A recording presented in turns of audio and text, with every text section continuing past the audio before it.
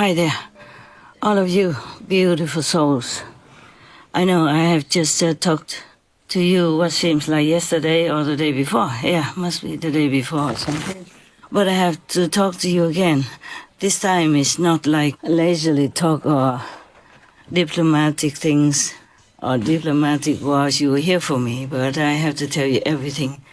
I mean, that is important to you right now, and I have to tell you all in truthfulness. Okay, first, Your Excellency, great President Trump. You know, I was so relieved to see that you won the election because I know you are for peace, compassion, for humanity, for victims of the war. That's the reason why you have been kind of not very lenient to President Zelensky.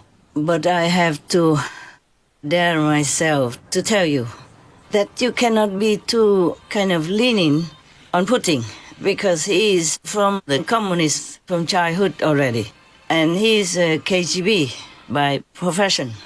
These people, even though it's been a long time already since communism wore off or won out in Russia, whatever you've been trained in since you were a child or teenage or, you know, at a young age, you will not be able to wash it clean and clear.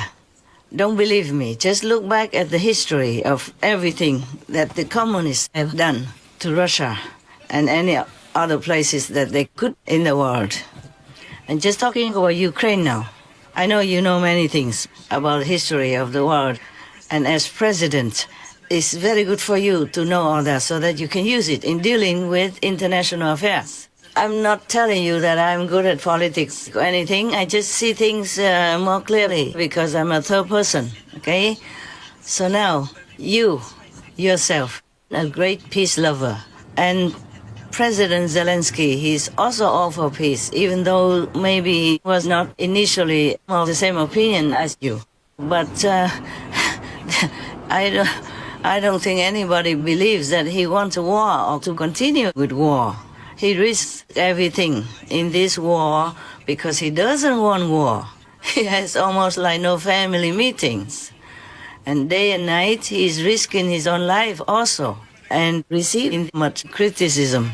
But I don't think this man ever wants war, especially in his own country where he himself also lost control of his own sovereignty for his country and from his country or of his country. So please, I know you are burning inside for peace because of your love for humanity. I know that because I have the same feeling. I don't want any innocents to die, especially young, handsome, pretty, soldiers in the front line, whether it is Russians or Ukrainians. I just don't like anyone to die so gruesomely, so brutally. I understand you. I truly, support you in every way. And many of your policies up to now, I read every day in the news and I gave them to my news team to put on our TV. Because I want the people also to support you, to know that you're doing the right thing. Even my own team, one of them, or some of them criticized me for putting on the news. One of them, you say that some criminals in certain degree, would be executed for their crime. Maybe especially the illegal immigrants. I agree with that, but some of my team members did not agree and told me we have to erase that death sentence because we, the Supreme Master Qinghai International Association, are against the death penalty. Of course I'm against that. But then I have to defend your decision, so I told them. It's even in writing. It's not like I'm making up the story here. It was maybe some weeks ago or some days ago. Some other times also for other topics, but not all recorded. For me, time now is going so fast, I can't remember much of when. But we can print it back so you can look at how I responded to that decision, even though it's against my principle. I told them that. I think I don't remember word for word, but we can reprint it, my response, for you or for others to read. I said to them that President Trump doesn't really want to kill. Master's reply regarding President Trump's capital punishment order. Better keep it to scare, stop worse criminals who harm, murder others than spend your tax to feed and keep them in prison, lawyer, court cases, etc. It's not our law. We are just reporters informing the public so that they know and prevent, hopefully. USA already has death penalty. Trump only uses it to bring back the right to live in safety for Americans and to help people to stop crime, which will kill themselves and other victims of a loose, lawless society. No time to write, too long explanation, often just yes or no, trusting you understand. I think I wrote this in short. I say he just wants to scare people into not doing it, not to commit a crime. And he wants to warn people not to go into that direction.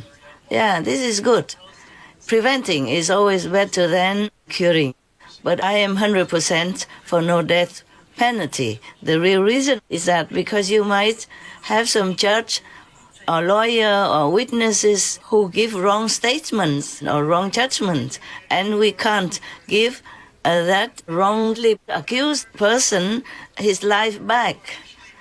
As you see, many people in America have been wrongly accused and have to be in prison for many decades until they got out by some of the non-governmental legal groups that specialize in trying to help wrongly accused people. And especially if he's a black person, a person of color, then it's more easy for him to be wrongly accused. That's why England, they completely abolished the death penalty. Well, it has pros and cons, of course. So that's how it is. I defend you when needed. I defend you behind your back even. So I hope that whatever I'm telling you now will not make you think that I want to offend you. But I have to. Dear President, I really love you. I also said openly that I wanted you to be in the system longer than just 4 years, because you can help America. And whatever happens to America will affect the whole world. As soon as you came up as a peace-loving president, many things changed for the better. All the international people have more respect for America, for your decisions, for your government.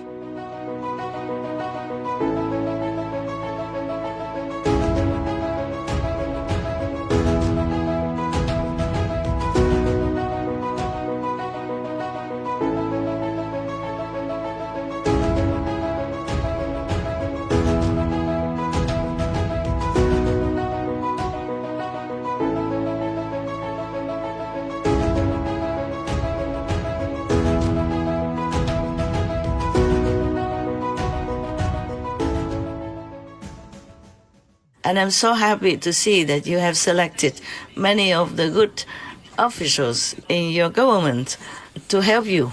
And they are 100% behind you. And I'm so happy, even though I am not in America and I'm only an honorary, even multiple honorary citizen of America. But I consider myself also an American for that. Because I used to be American also. Of course, this I cannot prove to anybody except all the psychics, they know about that. My heart is with America, with the United States of America, because I know what happens there will help the world a big deal, if they have a good leader like you are, for example. Now, we go back to the main theme. You, Your Excellency, have a role with President Zelensky because of different opinions or different understandings. I know your point because you really just want peace, but it can't be at any cost. Because if you look back at the history of all the communism in Russia only, no, I'm not talking about other countries yet, and you can see how many millions of people died of all kinds of punishment. was just simple. Peace-loving citizens. They have not been acquainted with communism, but the governments at those times punished them with death, starvation, pain, physical abuse of all kinds. Then you cannot really trust a born communist.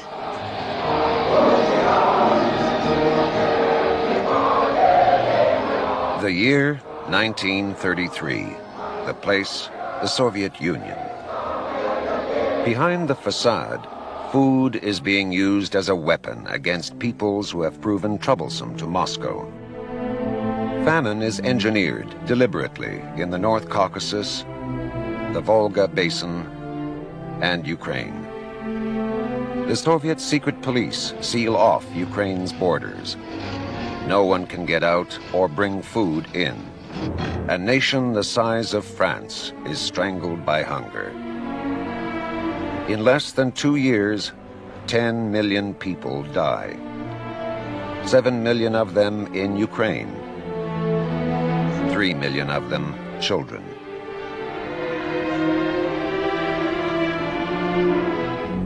By 1928, Stalin is a law unto himself. This efficient, ruthless administrator has eliminated all effective opposition within the Politburo. The dream of a worldwide communist revolution has not materialized. As Stalin strengthens communism within the borders of the USSR, Russian nationalism is increasingly injected into his policies. The strong cultural individuality of Ukraine is no longer tolerated. 1929.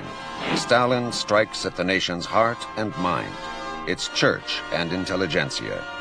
Over the next few years, the systematic liquidation of intellectuals is carried out by the communist regime in Ukraine.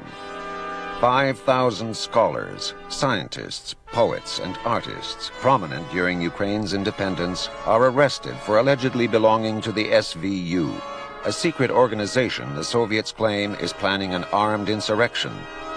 Only 45 get a public trial. No evidence is considered necessary.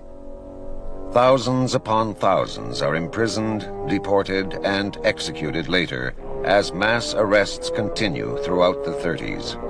Even the church is accused of involvement in this alleged plot. Many priests were arrested, many were sent to Siberian concentration camps, many shot. My father was one of them. He never came back. I know this from personal experience. 30 bishops were murdered. Thousands of priests perished. 100,000 of faithful were liquidated. I'm so sorry if I have offended any other communist country. I don't mean it that way. I'm also burning inside for the peace of Ukraine and Russia.